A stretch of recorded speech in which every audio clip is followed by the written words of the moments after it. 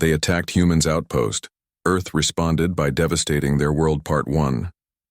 The Epsilon outpost hung in the cold silence of space like a lonely lantern.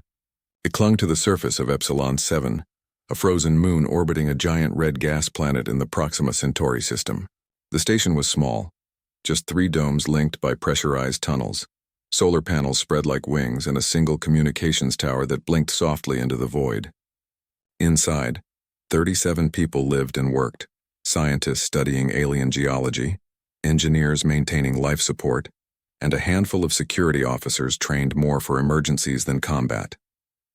It was not a military base. It was a symbol, a quiet human hand reaching into the unknown, offering knowledge, not weapons. Lieutenant Kyle Dawson stood at the main observation window, sipping lukewarm coffee from a recycled cup. He was 29 with tired eyes and a calm voice that made him good at crisis drills. He had signed up for deep space duty because he believed in peaceful exploration. Outside, the sky was black, dotted with stars that never twinkled. The gas giant loomed huge and rust-colored on the horizon, its storms swirling like ancient paintings. Everything felt still, safe. Then the alarm screamed, no warning, no signal. One moment the station hummed with routine, machines whirring, voices chatting over comms, someone laughing in the mess hall. The next, red lights flashed, klaxons blared, and the floor shook as if the moon itself had flinched. Kyle dropped his cup. Coffee splashed across the metal grating, forgotten. Report. He barked into his wristcom, already running toward the command center. Unknown vessels, 3 of them, just dropped out of hyperspace, came the panicked voice of Ensign Luis Garcia. No hails. No transponder codes. They're locking weapons. Kyle's blood turned to ice. He burst into the control room. Screen showed 3 sleek, jagged ships, black as obsidian, shaped like broken teeth, hovering just beyond the station's perimeter. They bore no markings, no flags. Only a faint purple glow pulsed along their hulls. Send a universal distress call, Kyle ordered. All frequencies. And get everyone to the escape bays. Before anyone could move, the first plasma bolt struck. It hit Dome 2, the science lab, like a hammer of fire. The reinforced glass shattered inward, then outward as atmosphere screamed into space. Alarms howled louder. Lights flickered. A fire bloomed in the corridor, fed by oxygen and wiring. Smoke filled the air. Seal bulkheads, Kyle yelled. Now, too late. The second shot tore through the central hub. Metal groaned. Sparks rained from the ceiling. 2 crew members were thrown against the wall. One didn't get up. Panic spread fast. People ran, shouted, tripped. But training kicked in. Engineers rerouted power. Medics dragged the wounded. Security officers herded civilians toward the escape pods docked at the rear of Dome 3. Kyle stayed in the command center, trying to raise Earth Command, static. Then, for 3 seconds, a broken voice came through. Cylon, this is Lunar Relay. We read your distress. Fleet en route. The transmission cut off as a 3rd plasma blast hit the comms tower. The screen went dark. Outside, the alien ships circled like vultures. They fired again. Not at the escape pods, not yet, but at the station's core reactor. A direct hit. Kyle knew what that meant. Evacuate. All pods launch now, he roared over the intercom. That's an order. He sprinted toward the escape bay, dodging falling debris. Smoke stung his eyes. The floor tilted as gravity systems failed. He found Ensign Garcia helping a limping biologist into Pod Alpha. Go, Kyle shouted. I'll take Pod Beta. Garcia hesitated. Sir, go. The young man nodded and sealed the pod. With a hiss of pressurized gas, it launched into space, tumbling away from the dying station. Kyle scrambled into Pod Beta. His hands shook as he ran through the launch sequence. Warning lights blinked. Oxygen levels low. Fuel minimal. But it would fly. He looked out the small viewport one last time. The Epsilon outpost was breaking apart. Flames licked the domes. Ice from the moon's surface vaporized in the heat. And the black ships watched, silent, patient. Then the reactor blew. A white-hot sphere of energy swallowed the station whole. Metal, glass, memories all turned to dust in an instant. The shockwave rocked Kyle's pod, spinning it wildly. He gripped the controls, fighting nausea, fighting despair. Alone now. His pod's autopilot kicked in, angling toward the nearest safe zone. A deep space freighter route 2 light days away. Life support would last 3 weeks if he rationed everything. Water, air, hope. Hours passed. The stars returned to their quiet watch. Kyle drifted, listening to his own breath. He replayed the attack in his mind. No warning, no reason, just destruction. Who were they? Why did they do it? And would anyone come looking? He activated the emergency beacon, a weak pulse of light and radio waves repeating the same message over and over. This is Lieutenant Kyle Dawson of Epsilon Outpost. Under attack. Survivors unknown. Coordinates attached. Then he closed his eyes and waited. Days later, half delirious from thirst and cold, he saw it. A distant shape growing larger against the starfield. A cargo hauler, the MV Horizon, responding to his signal. Its docking clamps latched onto his pod with a gentle thud. Rescue. But as medics pulled him into the warm, bright bay of the freighter, Kyle knew this was not the end. It was the beginning. Because Earth would hear what happened and Earth would answer. They attacked humans. Outpost. Earth responded by devastating their world part. News of the Epsilon Outpost's destruction spread across Earth like wildfire. It reached cities, farms, orbital stations, and lunar colonies within minutes. People gathered around screens in silence. Some cried. Others stood still, fists clenched. The footage from Kyle Dawson's pod, grainy, shaky, but clear enough, showed the black ships firing without warning, then watching as the station burned. There were no demands, no messages, just violence. In Geneva, the United Earth Defense Council met in a sealed chamber beneath the Alps. The room was cold, lit by soft blue lights. 12 representatives from Earth's unified government sat around a circular table. At the head sat General Helen Briggs. She was 52, with short gray hair and eyes that had seen too many wars. She did not speak at first. She let the anger in the room rise, then settle, like dust after a storm. "We have confirmed the attackers," said Admiral Cole, tapping a screen.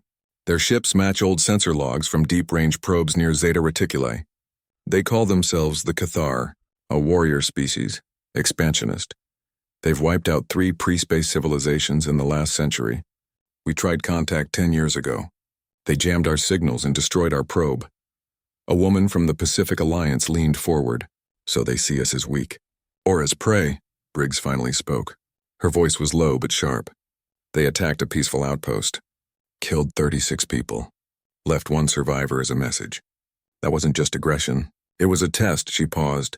Everyone listened. They wanted to know if we would run, or if we would fight. The room fell quiet. After hours of debate, the council voted. Not for invasion, not for endless war, but for a response so clear, so final, that no species in the galaxy would ever mistake humanity for easy prey again. They approved Operation Retribution, and they gave Briggs full command. Back at Lunar Dock 7, work began immediately. 6 warships were pulled from reserve. Sleek, black-hulled vessels built during the Titan crisis but never used in battle. Each was over 300 meters long, powered by fusion cores and armed with graviton cannons capable of bending space itself to crush enemy shields. These were not just ships. They were statements. Briggs walked the decks herself, inspecting every system. She chose her crew carefully. No hotheads. No glory seekers. Only those who understood that true strength lay in control, not rage. Among them was Captain Ryan Holt. He was 34, with sun-weathered skin from years on Mars colony patrols. He had flown every kind of craft Earth had built, from cargo shuttles to stealth scouts. He didn't like war, but he respected duty. Briggs picked him to lead the Aegis, the fleet's flagship. Then there was Dr. Lena Moore. She wasn't a soldier. She was an astrophysicist who had spent 10 years studying energy signatures from alien ruins. When the council needed someone who could read Cathar tech like a book, they called her. She cut her long hair short, traded her lab coat for a uniform, and boarded the Aegis without hesitation. The crew trained for 3 weeks. Simulations ran day and night. They practiced silent approaches, shield harmonics, emergency evacuations. Holt drilled his pilots until their reflexes were instinct. Moore worked with engineers to adapt human sensors to detect Cathar cloaking fields. Briggs watched it all, saying little, approving only when standards were met. On launch day, Earth held its breath. Families stood on rooftops looking up at the moon. Children waved at the sky, not fully understanding but feeling the weight of the moment. At a 600 ship time, the 6 vessels powered up. Their engines glowed blue-white. Dock clamps released with a soft hiss. Slowly, silently, they rose from the lunar surface and aligned in formation. Briggs stood on the bridge of the Aegis, hands clasped behind her back. Holt sat in the captain's chair, fingers resting lightly on the controls. Moore monitored long-range scans from a side station, her eyes sharp. "Final clearance from Earth Command," a voice said over comms. Briggs nodded. "Acknowledge. Set course for Zeta Reticuli. Engage folded space drive on my mark." She looked at Holt. He met her gaze and gave a small nod. "Mark." The stars outside blurred. Space folded around them like paper. The fleet vanished into the void, leaving Earth behind. Inside the ship, silence returned. The hum of life support. The soft beep of consoles. The distant thrum of the drive. For the first week, nothing happened. The crew settled into routine. Meals were taken in shifts. Sleep came in 4-hour blocks. Moore spent hours analyzing the Cathar energy patterns from Epsilon's logs. She noticed something odd. Their weapons didn't just fire plasma. They used a harmonic frequency that disrupted human shielding at a molecular level. If they faced those weapons again, standard defenses would fail. She brought it to Holt. "We need to adjust our shield harmonics," she said. "Not stronger, different." Holt listened, then called an emergency tech meeting. Within 2 days, engineers reprogrammed the fleet's shield emitters. It was a small change, but it might save lives. Briggs approved the update without comment. But that night she found Moore in the observation lounge staring at the stars. "You're not just a scientist," Briggs said quietly. "You're one of us now." Moore didn't answer. She just nodded. As the weeks passed, tension grew. Not from fear, but from waiting. Everyone knew what waited at the end of this journey. War, judgment, maybe death. Holt began holding briefings every evening. Not about tactics, but about why they were going. "We're not Avengers," he told his crew. "We're protectors. What we do out there decides how the galaxy sees us forever." Some nodded. Others looked away. But they all listened. By the second month, the fleet was deep in uncharted space. No signals, no ships, just endless dark. Then on day 68, a faint ping appeared on long-range scan. A derelict freighter drifting off course. Its ID matched a vessel reported missing near Proxima Centauri 3 weeks after Epsilon fell. Briggs ordered a closer look. A shuttle launched. Inside, Holt and 2 security officers boarded the silent ship. The air was stale. Lights flickered. In the cockpit, they found the crew, 3 people frozen in their seats. Not from cold, from energy burns. Their bodies showed the same purple scarring seen in Epsilon's wreckage. Cathar weapons.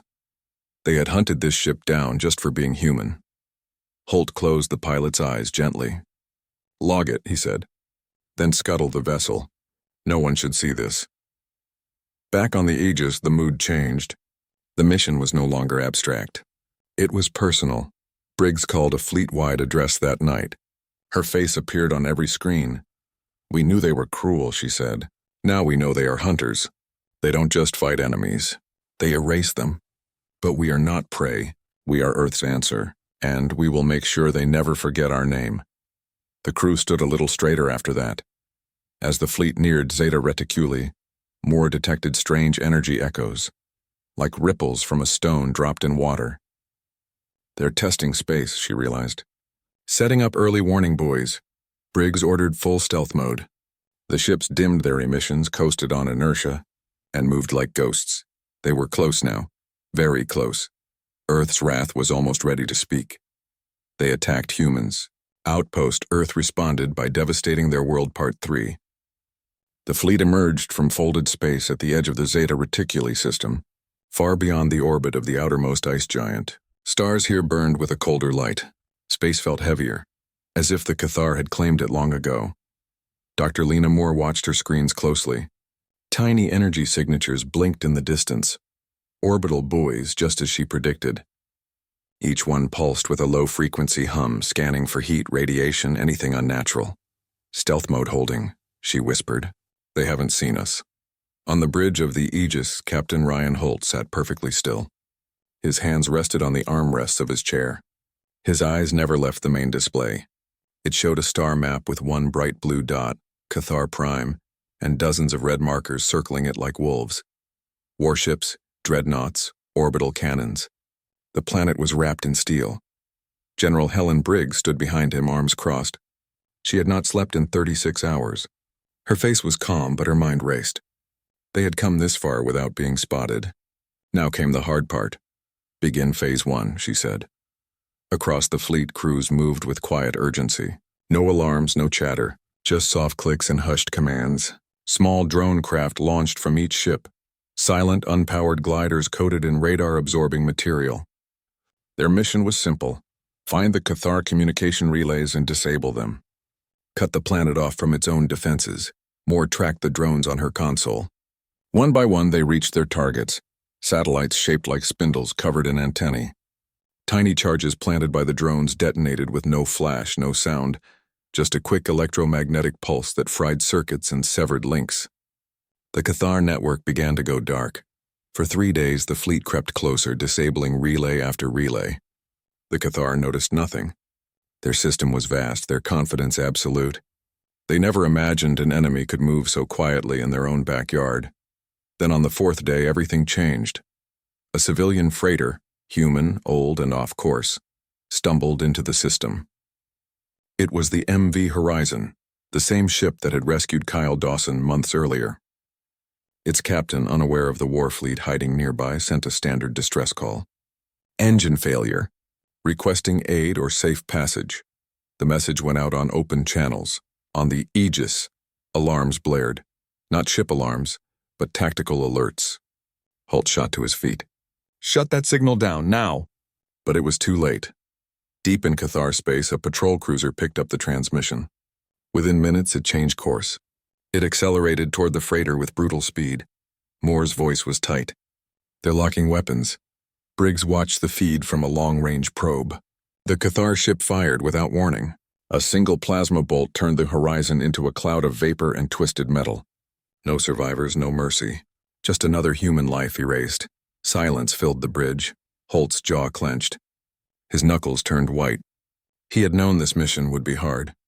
But seeing it happen again, so casually, so cruelly, made his stomach twist. Briggs turned to him. Her eyes were hard but not angry.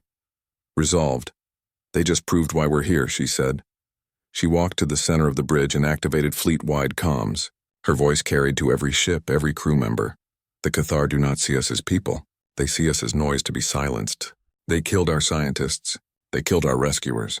They believe we will not answer. Today we show them they are wrong." She paused, then gave the order. "Initiate Phase Omega, no cheers, no shouts. Just a quiet shift in the air, like the breath before a storm." The fleet moved as one. They dropped out of stealth and surged forward, not toward the planet, but toward the outer defense ring. Graviton cannons powered up, humming with stored energy. Targeting computers locked onto Cathar shipyards, fuel depots, and command stations. Only military sites, nothing else. The first shot came from the Aegis. A beam of warped space lanced out, invisible until it struck a Cathar dreadnought. The ship's shields buckled instantly. Its hull crumpled like paper, then exploded in a silent fireball. Chaos erupted. Cathar ships scrambled. Alarms blared across their network, but their relays were dead. Orders couldn't reach every vessel.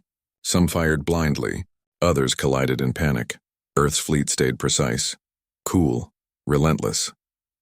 Holt guided the Aegis through the storm, weaving between enemy fire. His pilots launched fighter drones that swarmed Cathar turrets, drawing fire while the main ships lined up their shots. Moore called out shield frequencies, helping the fleet dodge the worst of the plasma barrages. One by one, the Cathar strongholds fell.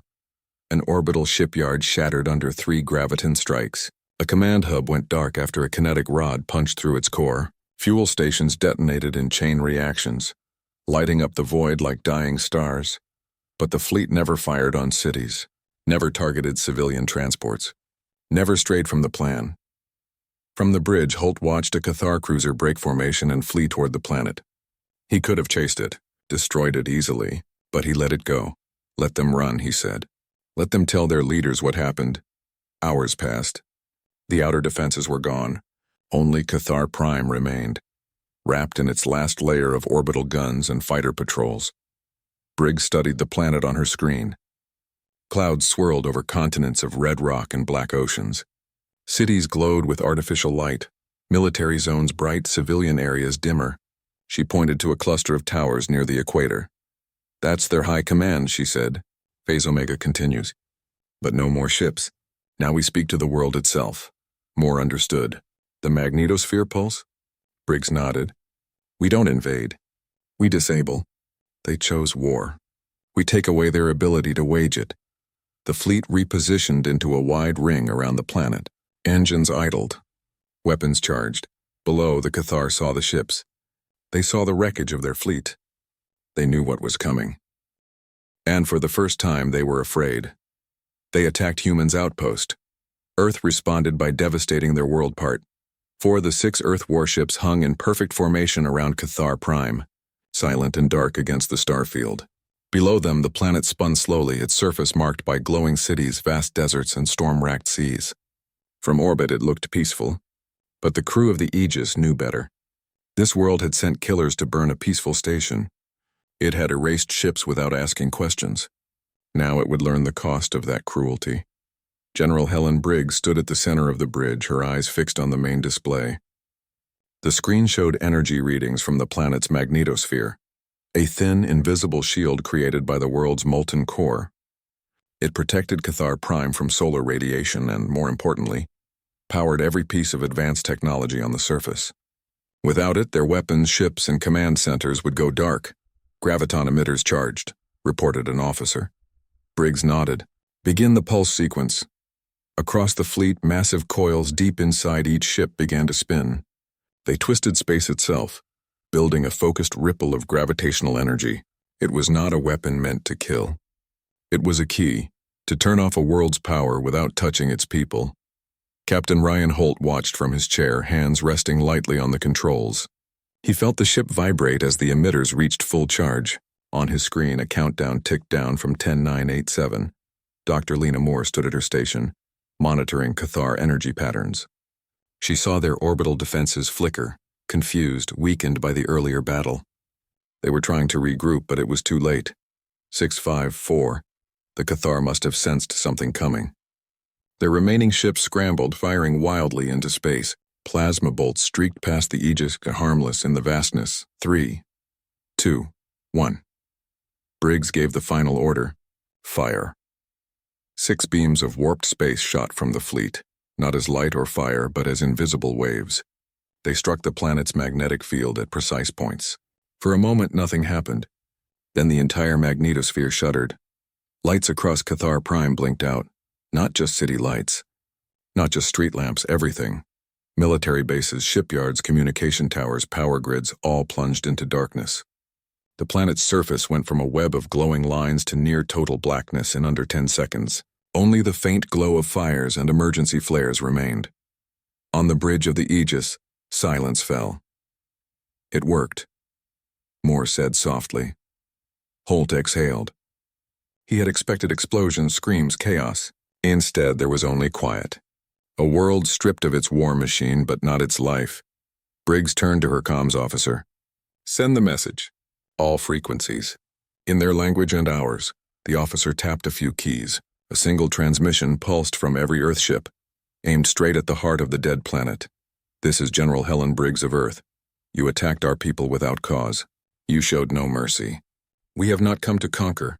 We have come to ensure you never do this again. Your weapons are silent. Your ships are blind. Your war is over. Stand down, or we will return." The message repeated 3 times, then stopped. For hours, nothing came back. No reply, no movement.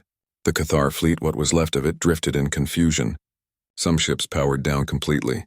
Others tried to send signals, but with no global network, their messages went nowhere. Then, just before dawn broke over the Cathar capital, a single ship rose from the surface. It was small, unarmed, painted white, the universal sign of truce. It broadcast a simple code: surrender. Briggs watched it approach on the screen. "Let it come," she said. The white ship docked with the Aegis an hour later. 2 Cathar delegates stepped aboard, tall armored beings with dark eyes and ridged faces. They moved stiffly, clearly uneasy. Through a translator, they spoke. "The High Command accepts your terms," one said. "We will dismantle all weapons. We will open our systems to your inspectors. We ask only that you spare our people. Briggs studied them. She saw no pride in their eyes, only fear and something else, shock. They had expected Earth to burn their cities, to enslave them, to do what they themselves would have done. But Earth had not. You attacked first, Briggs said. We answered. Now you choose peace or more silence. The Cathar bowed their heads. Peace, she nodded. Then it is done. The delegates were escorted back to their ship. As it descended toward the darkened planet, Holt watched from the observation deck. He thought of the horizon, of Epsilon Outpost, of Kyle Dawson's haunted eyes. Justice had been served, not with blood, but with consequence. More joined him. Do you think they'll keep their word? Holt shrugged.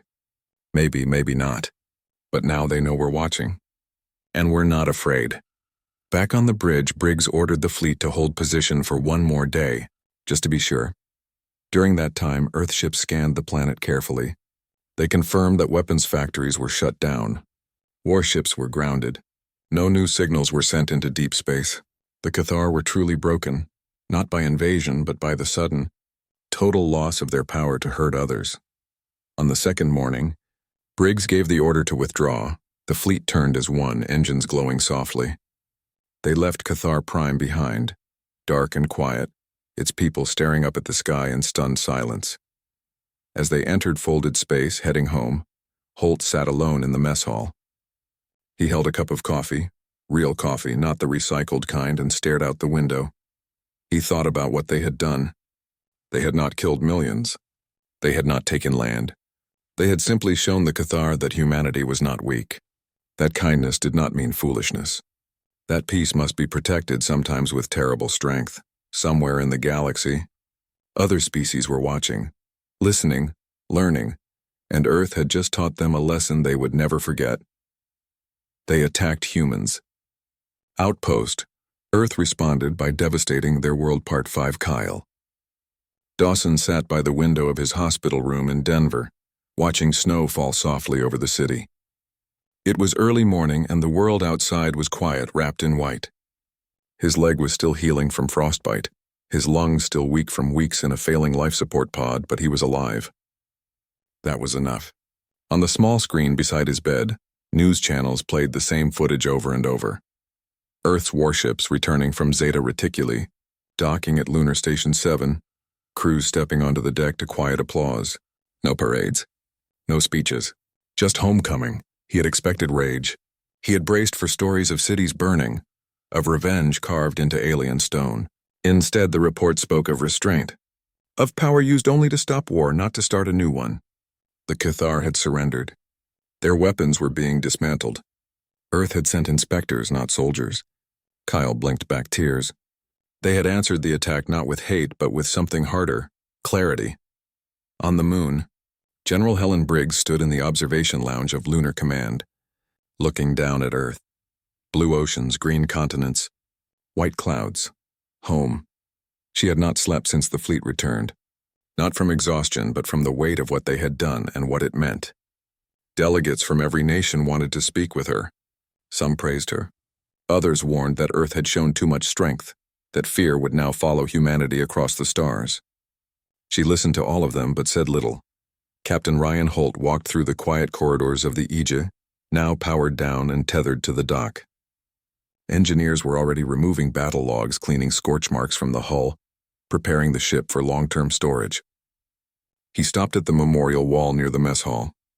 36 names were etched into polished steel, everyone lost at Epsilon Outpost. He traced the letters with his finger, then stepped back and stood at attention for a full minute. No one saw him. No one needed to. Dr. Lena Moore sat in a small office at the Geneva Science Directorate, reviewing final sensor data from the mission. Her report would be classified, but her conclusion was simple. The Cathar were not evil. They were afraid. They had seen humanity's rapid expansion and assumed the worst. They struck first to avoid being struck later. Earth's response had shattered that assumption. Now the Cathar were asking for teachers, not conquerors. They wanted to learn how to coexist. Moore smiled faintly. Maybe peace was possible after all. Back on Earth, debates raged in parliaments, universities, and street corners. Some said humanity had gone too far, others said they hadn't gone far enough. But in homes across the planet, people felt something new. A quiet pride, not in destruction, but in discipline. They had been tested and they had not become monsters. Weeks passed. The Cathar High Command sent an official delegation to Earth. They arrived in a plane transport. No weapons, no armor, just 3 tall figures in simple gray robes. They were met not by soldiers, but by diplomats and scientists. The first meeting lasted 12 hours. They spoke of borders, of shared space lanes, of mutual warnings. No one mentioned Epsilon Outpost. But everyone remembered Kyle Dawson was invited to speak at the second meeting. He walked slowly, leaning on a cane, but his voice was steady. "You killed my friends," he told the Cathar delegates. "You gave them no chance, but Earth gave you one. Don't waste it." The lead delegate bowed deeply. No words were needed. In the months that followed, joint observation posts were built along the border between human and Cathar space. Not to watch for war, but to share data, on asteroids, solar flares, even alien ruins. Trust grew slowly like a plant in dry soil. Holt returned to Mars not as a soldier, but as an instructor. He taught young pilots not just how to fly, but when not to fire. Strength is useless, he told them, if you don't know what it's for. Moore began working on a new project, a universal translator that could interpret not just words, but intent. She believed most wars started from misunderstanding. If species could truly hear each other, maybe they wouldn't reach for weapons first. Briggs retired. She moved to a small house on the Oregon coast, where the ocean roared and the sky stretched forever. Reporters came sometimes asking for interviews. She always turned them down. But on clear nights she would sit on her porch, look up at the stars, and whisper one word: remember. Far beyond Earth, in the silent dark between galaxies, other civilizations took notice. They had watched the Cathar strike. They had seen Earth's response. They studied the footage, the precision, the restraint, the refusal to burn what they could simply silence. Species that had once considered humanity soft now saw something else. A civilization that could wield terrible power and still choose mercy. Trade requests began to arrive, from systems Earth had never contacted. Scientific exchanges were proposed. Peaceful first contacts were planned. The galaxy was learning that humans were not easy prey, but neither were they conquerors.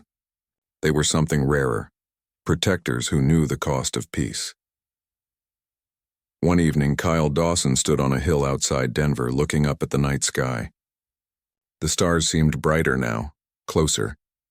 He thought of his friends on Epsilon, of the cold void, of the moment he thought he would die alone. Then he thought of the fleet that came not for glory but for justice. He smiled. Earth had answered and the stars were listening.